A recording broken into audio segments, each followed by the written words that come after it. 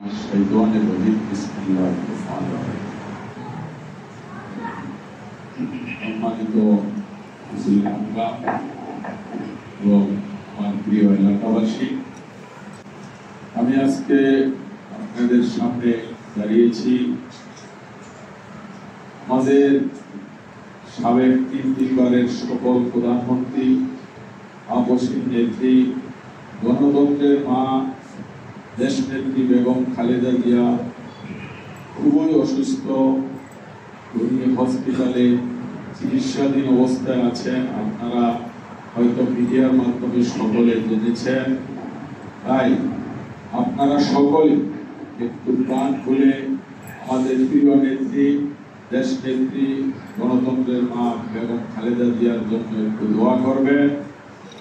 তার সাথে সাথে আমি এলাকার আপনাদের কারো সন্তান, কারো ভাই, কারো বন্ধুর মতো আমি বলবো, রাস্তার পাশে আমরা যারা বাড়িঘরের কাজ করি তাদের কাছে আমার সবিনয় অনুরোধ, রাস্তাঘাটের উপরে ইট রাখেন, বালি রাখেন, ছাই রাখেন, রড রাখেন, কিন্তু একটু স্মরণ রাখবেন কাজটা যাতে আমরা তাড়াতাড়ি সমাধান করি।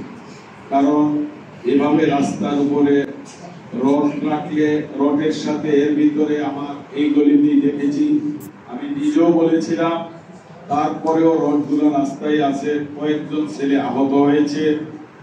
অতএব যারাই আমরা অন্তত বাড়ি ঘরের কাজ করি, রাস্তার পাশে যখন বাড়ি করতে তো হবেই, তারপরও সবাই একটু সচেতন থাকবো যাতে যত তাড়াতাড়ি পারি, যতটুক মালের দরকার ততটুক এনেই যাতে রাস্তা রেখে বাড়ির কাজটা করতে পারি।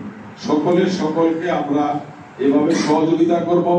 ইতিমধ্যে সিটি কর্পোরেশনের সাথে কথা বলে আমি সপ্তাহে 2 দিন আমাদের রাস্তা পরিষ্কারের কাজ করাইতেছি। বাট আমরা সকলে আরো তো সপ্তাহে 7 দিনে 2 দিন গেলে 5 দিন, 5 দিনও আমরা চেষ্টা করব যাতে কেউই অন্তত রাস্তাতে ময়লা না ফেলে, নির্দিষ্ট জায়গায় ফেলে।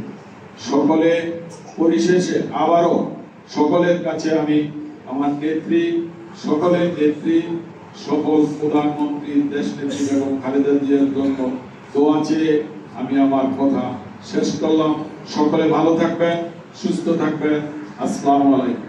সাবেক জননেত্রী আল্লাহ বেগম খালেদা জিয়া অসুস্থ অবস্থায় হাসপাতালের বেডে আছেন। আল্লাহ সুস্থ করার জন্য তোমার কোনো কিছু লাগে না, কোনো ডাক্তার, কোনো জায়গার মহতাজ তুমি না। তুমি বললে সঙ্গে সঙ্গে তা হয়ে যায়।